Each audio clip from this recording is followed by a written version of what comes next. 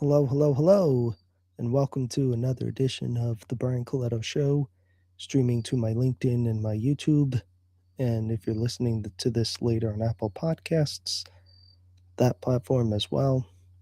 As a disclaimer, this is not professional information, so please seek professionals where necessary. So, um, first off, my apologies that this show is being recorded on a Tuesday night rather than a Monday night. Um, I couldn't quite come up with what I wanted to talk about, so we pushed it back a day. And here we are.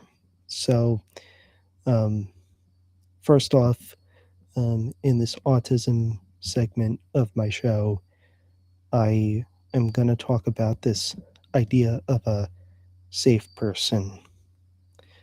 So, there is a creator that I follow that mutually follows me back on Instagram, and they've been posting a lot lately about this need for a safe person and swearing by it for not just themselves, but for other people who are ADHD.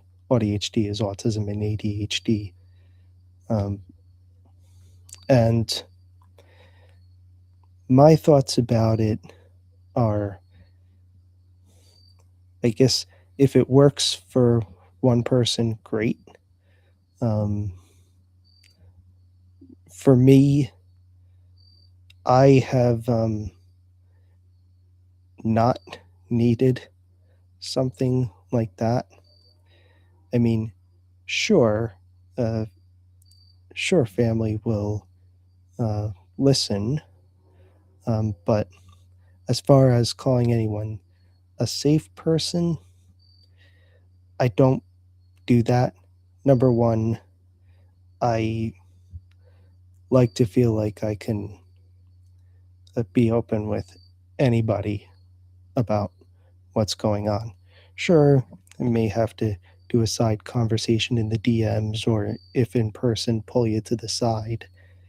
Um, but never um, do I want to really put that on somebody.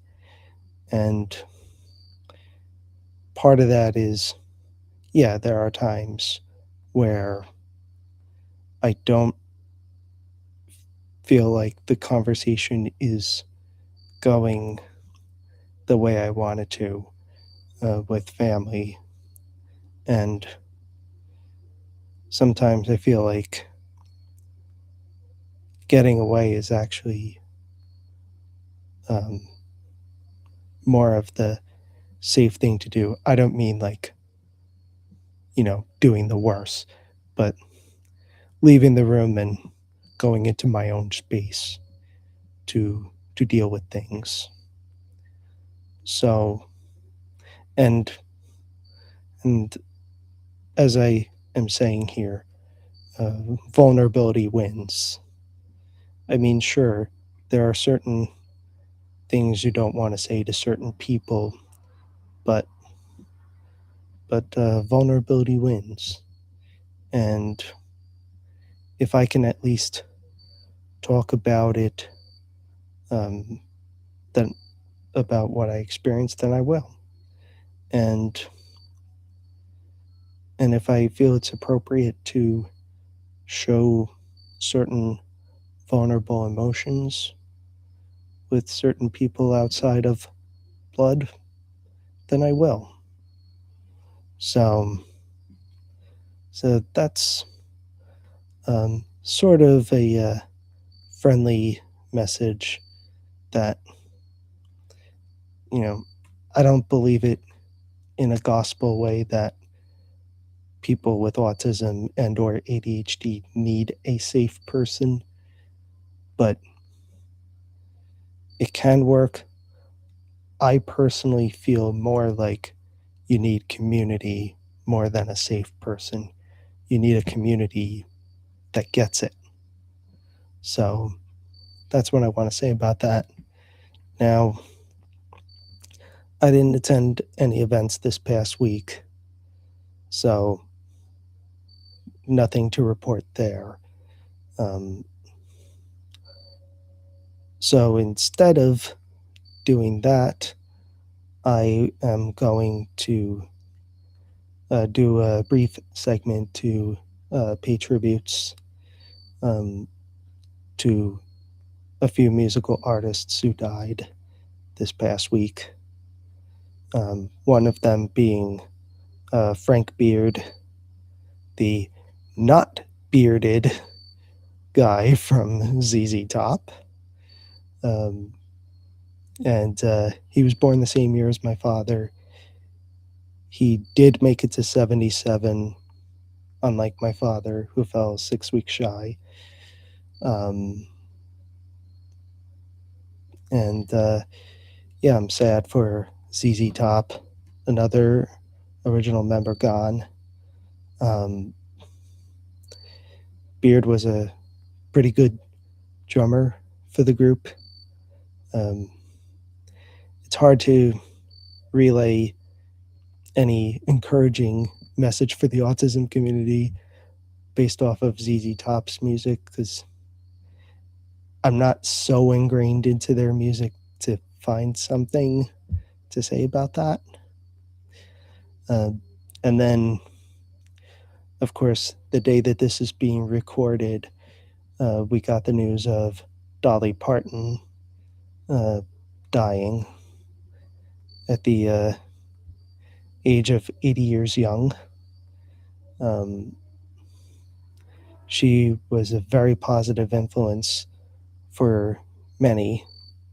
And while I don't think she directly worked with the autism community, I'm sure that people with autism and any other diagnoses could find some kind of connection to her music.